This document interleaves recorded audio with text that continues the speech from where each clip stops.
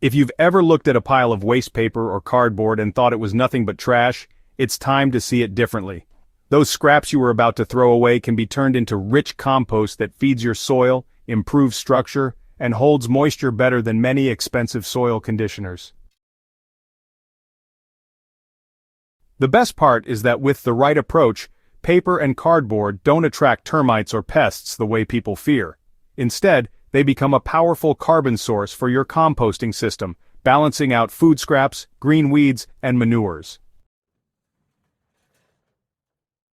Today we're breaking down 3 proven hacks to transform paper and cardboard into compost while keeping termites at bay. Paper and cardboard are essentially processed wood. They contain carbon in a form microbes can slowly digest. That's why they belong to the brown category in composting. Greens like kitchen scraps, grass clippings, or fresh weeds supply nitrogen. For composting to succeed, you need a balance between these two. A good rule of thumb is 3 parts shredded paper or cardboard to 1 part green material. If you only add paper without balancing it, decomposition slows, piles get dry, and yes, termites may show up because they love dry cellulose. The trick is to make the paper wet, mixed with nitrogen-rich greens, and placed in a way that encourages microbial dominance over termites. Whole newspapers or pizza boxes thrown into a pile will suffocate compost microbes and leave dry pockets termites love. Shredding is the first hack to beat this problem. So, you'll want to tear or cut your paper into strips or small squares. And if you're working with cardboard, make sure to remove any plastic tape or glossy layers, then just rip it into pieces. Once everything's shredded, go ahead and soak the material in a bucket of water for at least 30 minutes. Some gardeners, like to add a handful of soil or maybe a splash of compost tea to that water so the paper gets inoculated with microbes right from the start. Wet paper is heavy and honestly pretty unattractive to termites while also giving bacteria and fungi the moisture they need to take over quickly. For example, a compost pile built with 10 kilograms of kitchen scraps should be layered with around 25 to 30 kilograms of soaked paper or cardboard. This ratio keeps the balance right and, eliminates termite interest. So paper and cardboard decompose slowly because, they're high in carbon. That's why layering with greens is really critical. Instead of just dumping shredded paper in one pile, you want to alternate layers just like a lasagna. Start with a base of soaked paper, then add a layer of fresh grass clippings or animal manure, followed by food scraps and then, more paper. Each carbon layer should be about 2 to 3 times the thickness of the green layer. For example, you could use 3 buckets of shredded soaked cardboard with 1 bucket of cow manure. This not only speeds decomposition but also keeps the pile hot, and a hot pile is something termites avoid. The heat generated by active composting is a natural pest deterrent. If your pile cools down, simply add more greens, turn it lightly, and moisten it again to reactivate microbial activity. Sometimes even with soaking and layering, paper-heavy piles can take longer to break down.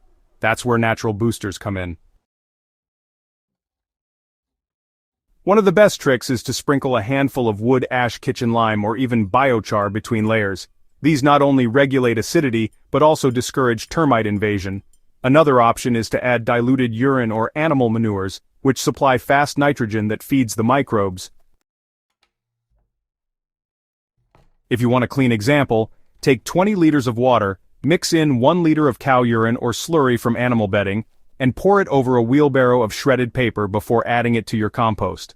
The smell alone keeps termites away, but more importantly, the nitrogen surge jump-starts bacterial growth. Some gardeners even add a scoop of old compost or forest soil, which introduces decomposers like actinomycetes, organisms that can digest tough fibers and protect the pile from pests. Within 6 to 8 weeks, a properly managed pile of paper and cardboard compost will look nothing like the waste you started with. Instead of stiff sheets, you'll have dark, crumbly material that smells like rich soil. So this is humus that can be applied directly to your garden beds, mixed into potting soil, or even used as mulch around trees. Just spread about 5 centimeters of finished paper compost over your vegetable beds before planting, or, mix 1 part compost with 2 parts garden soil for your seedlings. Since it holds moisture so well, it's especially valuable in dry regions where water conservation is really essential. The transformation is complete when you can't see any paper fibers anymore, and termites have no reason to come back, because the material has been fully converted into food for your soil. To maintain composting success, just remember the 3 golden rules. Always shred and soak paper before use, always layer with nitrogen-rich greens, and always activate with natural boosters. These practices create a microbial environment that decomposes paper faster than termites can touch it. If you ever notice termite activity, it usually means your pile is too dry or too carbon heavy.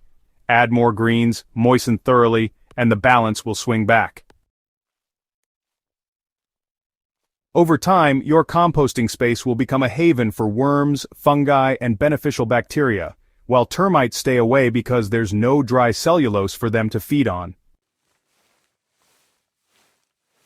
Waste paper and cardboard don't have to be a burden or a termite magnet. With the right methods, they become one of the cheapest and most effective composting resources any gardener can use. By applying these 3 hacks, shredding and soaking, layering with greens, and boosting with natural activators, you'll turn everyday waste into powerful soil food. Your plants will thrive, your soil will grow healthier season after season, and termites will no longer be a worry.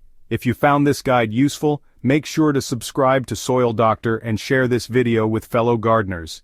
Together we can spread simple, effective, and affordable solutions that keep gardens thriving year after year.